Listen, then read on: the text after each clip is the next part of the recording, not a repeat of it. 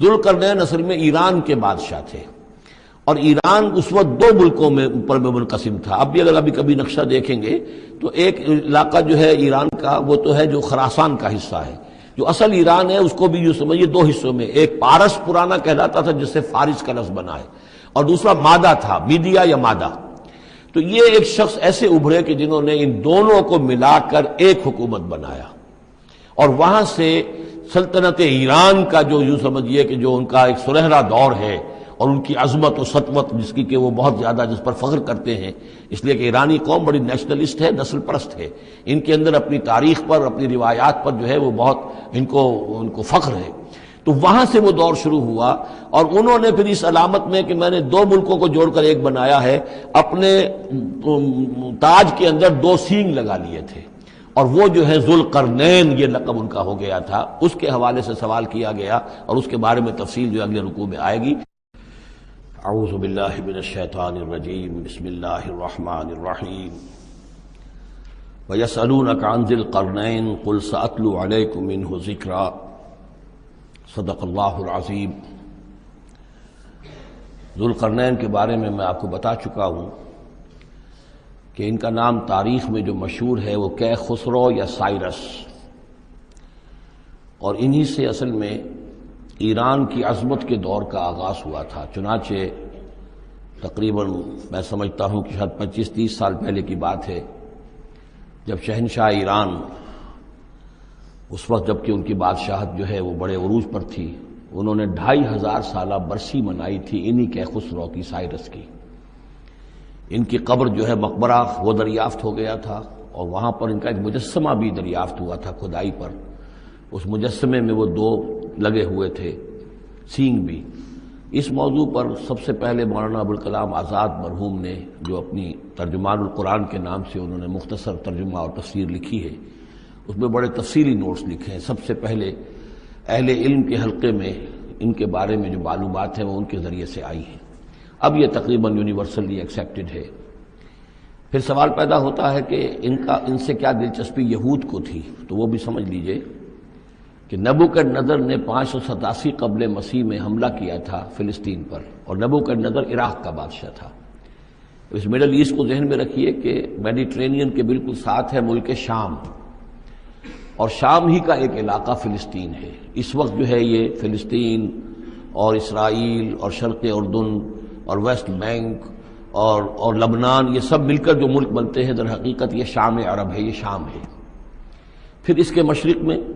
یہ عراق عرب یا عراق ہے، اور اس کے مشرق میں پھر ایران ہے۔ تو عراق کا بادشاہ تھا جس نے حملہ کیا تھا یروشلم پر، تباہ و برباد کیا، اور ان کو قیدی بنا کر لے گیا۔ کیپٹیوٹی کا دور ان کا تقریباً 150 برس کا ہے۔ لیکن اس عرصے میں ایران میں یہ شخصیت ابھری کیخسرو کی یا سائرس کی۔ اس نے پھر فتوحات کا دائرہ شروع کیا، تو سب سے پہلے عراق کو فتح کیا، بیبیلونیا کو،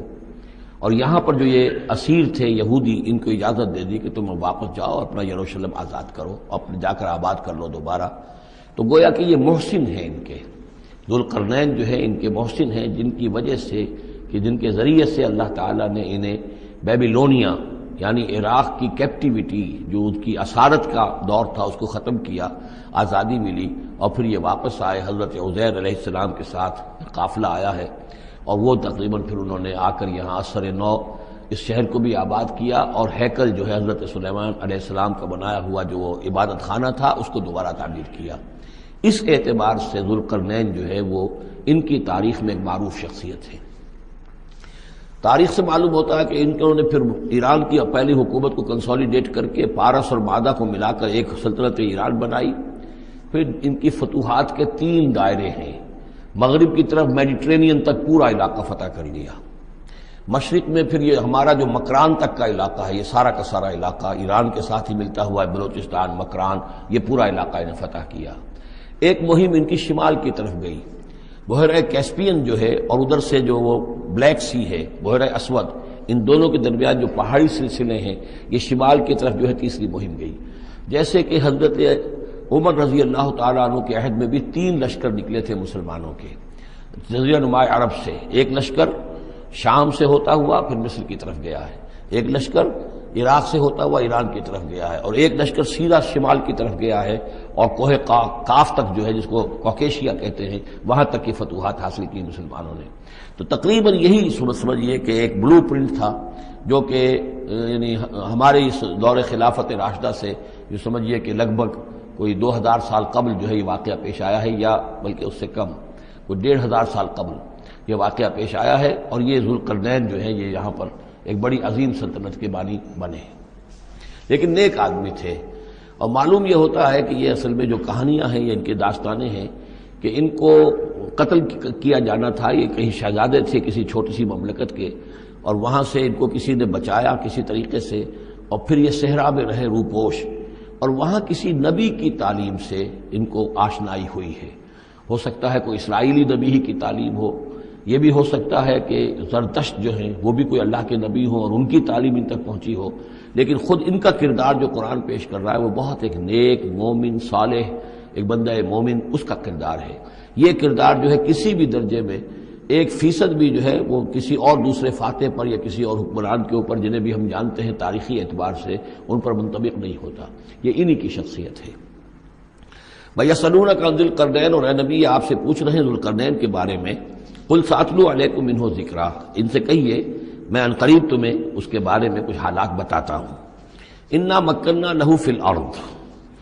ہم نے اسے زمین میں بڑا تمکن عطا کیا تھا، غلبہ عطا کیا تھا، وَآتَيْنَاهُ مِن كُلِّ شَيْءٍ سَبَبًا، اور ہم نے اسے ہر طرح کا ساز و سامان، وسائل و ذرائع، تمام اسباب جو ہیں فراہم کر دیے تھے۔ فَأَتْبَعَ سَبَبًا، تو انہوں نے پھر ایک مہم تیار کی، یعنی ایک فتوحات کا دائرہ مغرب کی طرف، حتی اذا بلغ مغرب الشمس، یہاں تک کہ جب وہ سورج کے غروب ہونے کی جگہ تک پہنچ گئے۔ اب یہ پرانے زمانے میں ظاہر بات ہے کہ پورا اس سے زیادہ نقشہ تو لوگوں کو معلوم بھی نہیں تھا، جب میڈیٹرینین کے ساحل پر پہنچ گئے تو معلوم ہے آگے تو سمندر ہے، اور سمندر میں پھر آدمی کو محسوس ہوتا ہے سورج ڈوبتا ہوا۔ اگر آپ ساحل سمندر پر کھڑے ہو کر دیکھیں تو معلوم ہوتا ہے سمندر میں سورج ڈوب رہا ہے، تو یہ گویا کہ مغرب الشمس بن گیا ان کے لیے، وہ یہ سورج کے ڈوبنے کی جگہ۔ حتی اذا بلغ مغرب الشمس، جب وہ پہنچ گئے سورج کے غروب ہونے کی جگہ، وجدھا تغرب فی عین حمیۃ، تو انہوں نے دیکھا اسے ڈوبتے ہوئے، وہ ڈوب رہا ہے ایک بڑے گدلے سے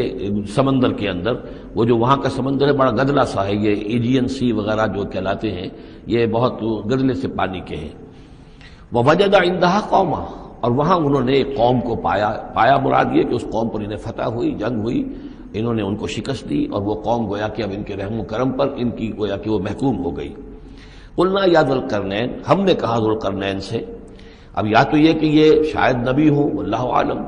تو اللہ تعالیٰ کا اس طریقے سے براہ راست ان کو وحی کرنا، لیکن غیر نبی کو بھی اللہ تعالیٰ الہام کے ذریعے سے، جیسا کہ ہم نے دیکھا کہ وہ تو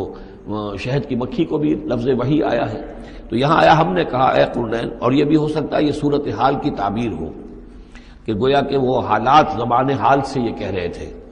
قلنا یا ذوالقرنین اما ان تعذب و اما ان تتخذ فیہم حسنا، کہ یا اے ذوالقرنین تمہیں اب پورا اختیار ہے، چاہو تو یہ جو مفتوح قوم ہے تمہاری اسے تم سزا دو، عذاب دو، ستاؤ انہیں،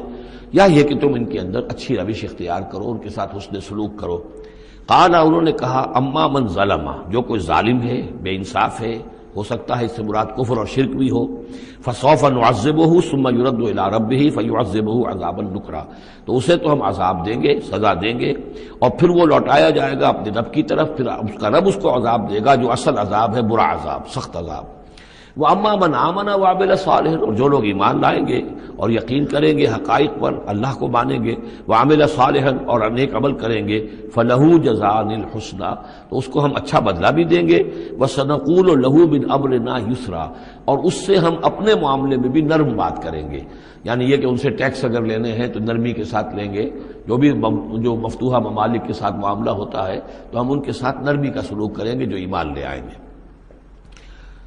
ثم اتبع سبابا، مغرب کی طرف سے فارغ ہو کر پھر اب یہ مشرق کی طرف گئے، پھر انہوں نے ایک اور مہم کا بندوبست کیا، حتی اذا بلغ مطلع الشمس، یہاں تک کہ جب وہ سورج کے طلوع ہونے کی جگہ تک پہنچ گئے۔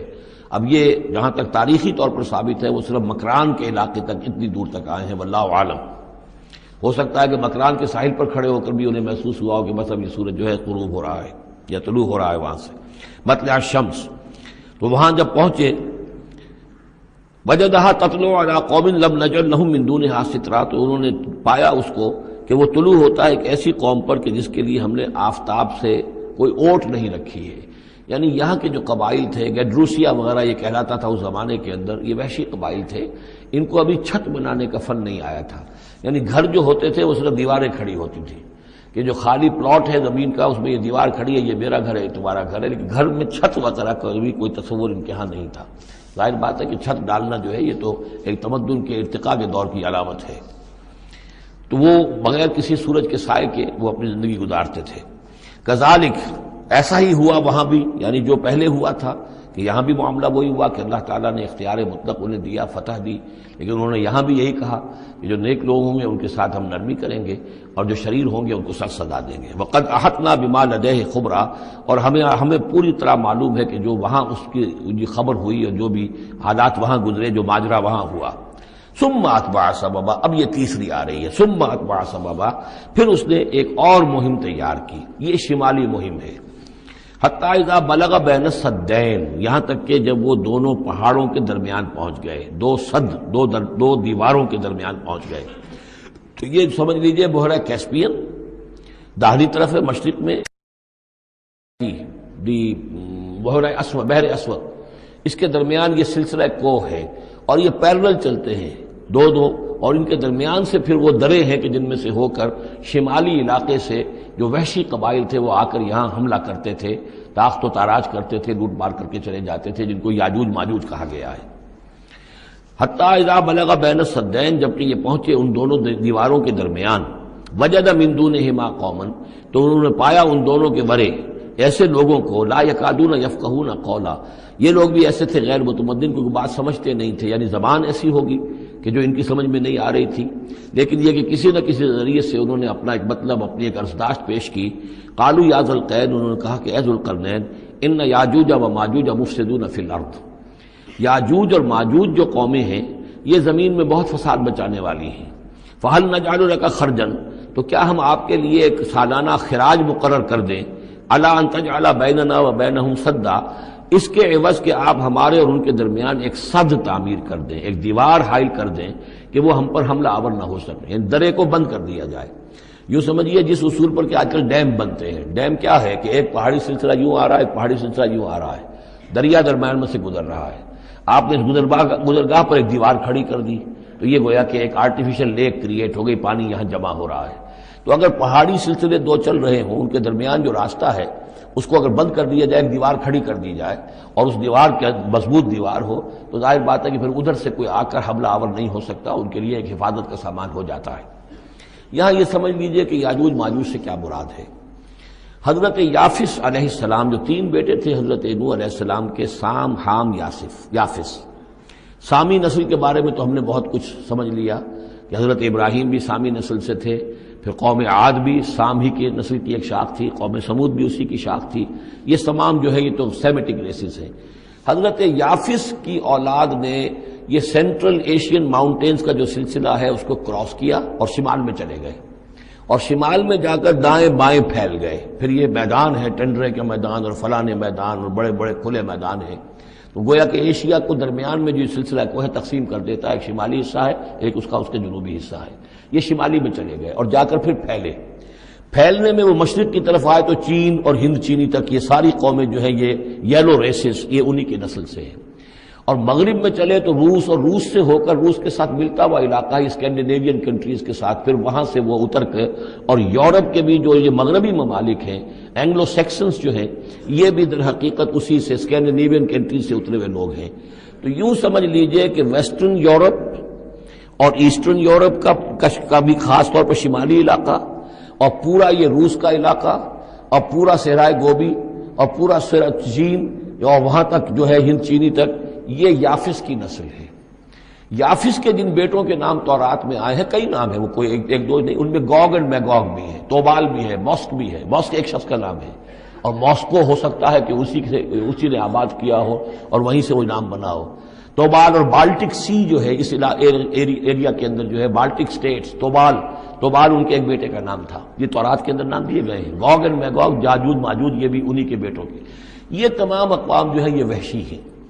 اور یہ تاخت و تاراج کرنا، لوٹ مار کرنا، یہ ان کا طریقہ ہے، اور ان کا ہے ذکر جو یہاں پر ہو رہا ہے. یہ جو سیلاب آیا تھا، کولونیل سیلاب جو ہم پر آیا تھا، جس میں کہ یہ اینگلو سیکسنز تھے، یہ سب کے سب جو ہیں یہ اسی نارڈک ریسز سے ہیں، یہ بھی یاجوج اور ماجوج کی نسل ہیں۔ ایک سیلاب ان کا آ چکا ہے جو آیا تھا یورپ کے سے نکل کر، یہ کولونیل سیلاب آیا اور پوری دنیا کے اوپر چھا گیا تھا، ایشیا اور افریقہ کو انہوں نے فتح کیا، کولونائز کیا۔ اب اگرچہ ان کی وہ بساط ایک دفعہ تو لپیٹ دی گئی ہے، وہ واپس چلے گئے ہیں، انڈائریکٹلی ہم پر حکومت کر رہے ہیں۔ ابھی ان کے جو ملٹی نیشنلز ہیں ان کے ذریعے سے یا بینکوں کے ذریعے سے، IMF کے ذریعے سے، ورلڈ بینک کے ذریعے سے انڈائریکٹ حکومت ہے جو نیو ورلڈ آرڈر ہے۔ لیکن یہ ہے کہ ابھی ایک اور جو سیلاب ان کا آنے والا ہے وہ آتا ہے احوال قیامت کے معاملات میں۔ آرمگڈون کے بعد جب حضرت مسیح علیہ السلام کا نزول ہو چکے گا اور یہودیوں کا خاتمہ ہو چکے گا، اور پھر یہ کہ تمام جو عیسائی ہیں وہ مسلمان ہو جائیں گے، عیسائیت ختم ہو جائے گی حضرت مسیح علیہ السلام کے آنے کے بعد، اور مسلمان اور عیسائی مل کر ایک ملت بن جائیں گے، سب مسلمان ہوں گے۔ اس کے بعد آخری سیلاب پھر آنا ہے جو اس کے خلاف وہ احادیث میں آتا ہے، پھر وہ یاجوج اور ماجوج کا ہوگا۔ اور میرے نزدیک یہ یاجوج اور ماجوج جو ہے وہ ایسٹرن علاقے سے آئیں گے، چائنا وغیرہ سے، ہند چینی سے۔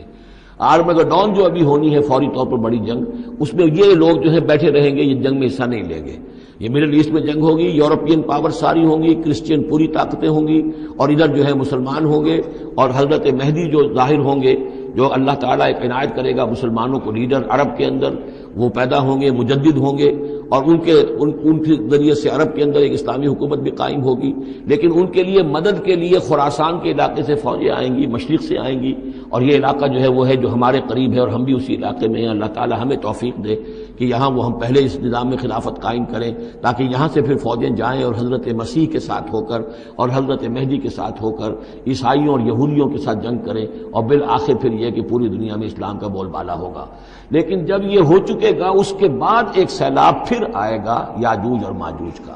تو یہ چونکہ پوری ایک سلسلہ ہے، ایک نسلیں ہیں اس کے اندر بہت سی، تو ان میں چونکہ تفسیری اعتبار سے بہت سی باتیں جو ہے مختلف آراء بھی سامنے آئیں گی، تو میں نے جو رائے میری ہے وہ آپ کے سامنے بیان کر دی ہے۔ اس وقت بھی وہ یاجوج ماجوج تھے جو ان شمالی دروں سے آ کر حملے کرتے تھے۔ الا ان تجعل بیننا وبینہم سدا، تو کیا ہم آپ کے لیے ایک سالانہ خراج طے کر دیں تاکہ آپ ہمارے لیے یہاں ایک سد تعمیر کر دیں، ایک بند باندھ دیں یہاں پر۔ قال ما مکنی فیہ ربی خیر، اب دیکھیے ان کا کردار، ان کا مجھے جو کچھ میرے رب نے دے رکھا ہے، دولت دے رکھی ہے، مال دے رکھا ہے، وہ بہت بہتر ہے اس سے کہ جو تم مجھے پیش کر رہے ہو، مجھے خراج کی ضرورت نہیں ہے۔ ہاں تمہاری ایک ضرورت ہے، میں وہ پوری کر دیتا ہوں۔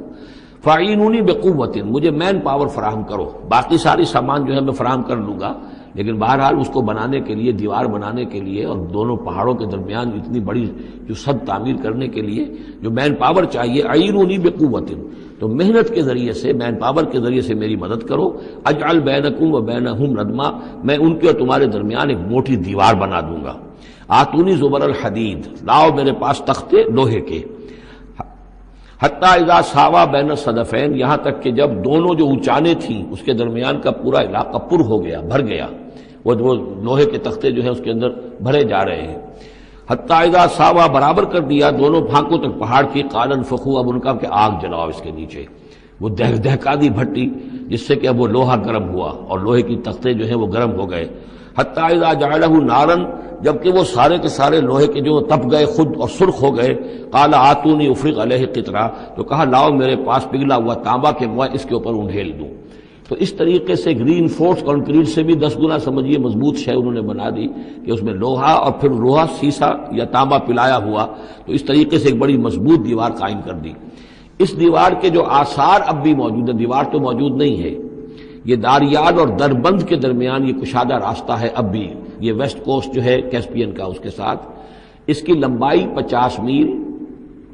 اور اس کی اونچائی 29 فٹ اور 10 فٹ چوڑی یہ دیوار تھی جو اس وقت بنی ہے۔ یعنی جس طریقے سے کہ بنتے ہیں بڑے بڑے بند، ان سے بھی بڑی یہ تھی سد تعبیر کی گئی۔ السد العالی کہلاتا، اسوان ڈیم جو ہے جو مصریوں نے بنایا تھا، بہت بڑا ڈیم، السد العالی، اونچی دیوار۔ تو ہمارے ہاں یہ تربیلا اور منگلا یہ سب کیا ہے، یہ اسی طرح کے ڈیم ہیں کہ پہاڑی سلسلے آ رہے ہیں، دریا جا رہا تھا، وہاں آپ نے دیوار کھڑی کر دی، پانی رک گیا اور وہ جھیل بن گئی۔ فمستطاعوا ان یظہروہ، تو انہوں نے کہا کہ اب یہ لوگ نہ تو یہ اس کے اوپر سے آ سکیں گے، اس کو نہ چڑھ سکیں گے، ومستطاعوا لہ نقبا، نہ اس میں کوئی سوراخ لگا سکیں گے، نقب لگا سکیں گے۔ قال ھذا رحمۃ من ربی، یہ سب اتنا بڑا کارنامہ کر کے بھی انہوں نے کہا یہ سب رحمت ہے میرے رب کی طرف سے، میرا کوئی کمال نہیں، یہ سب اللہ کی طرف سے ہے۔ فَإِذَا جَاءَ وَعْدُ رَبِّي، اور جب میرے رب کا وعدہ آئے گا، جَعَلَهُ دَكَّا، وہ اس پوری دیوار کو جو ہے ریزہ ریزہ کر دے گا، ختم ہو جائے گی دیوار۔ اب وہ دیوار وہاں موجود نہیں ہے، وہ ختم ہو چکی ہے امتداد زمانہ سے، اب اس کے کوئی آثار باقی نہیں رہے، بس آثار معلوم ہو جاتے ہیں کہ یہاں وہ دیوار ہوتی تھی، جس سے یہ میں نے ڈائمنشنز آپ کو دیے ہیں۔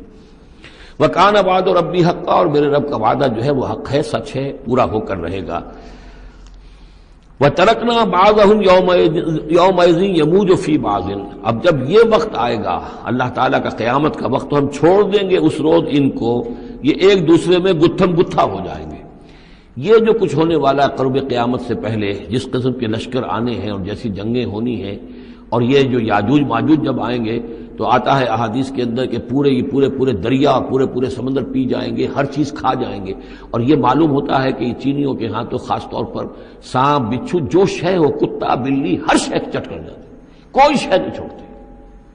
اور میں سمجھتا ہوں کہ شاید آدم خور بھی ہو یہ کہ کسی وقت میں جب ان کو ضرورت پڑے تو آدمی کو بھی کھا جائیں، جو کتے کو، بلی کو، سانپ کو، بچھو کو، ہر چیز کو کھا جاتے۔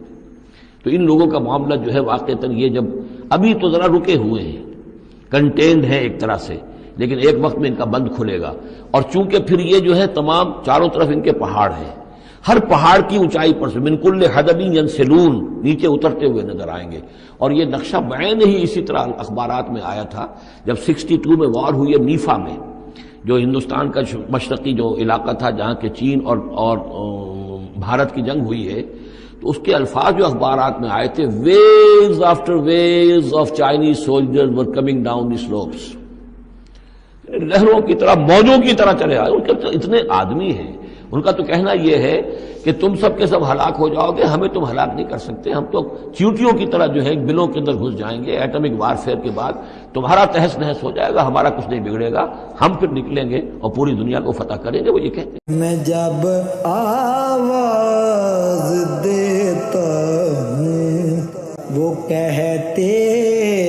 آ رہا ہوں، میں جب آواز دیتا ہوں وہ کہتے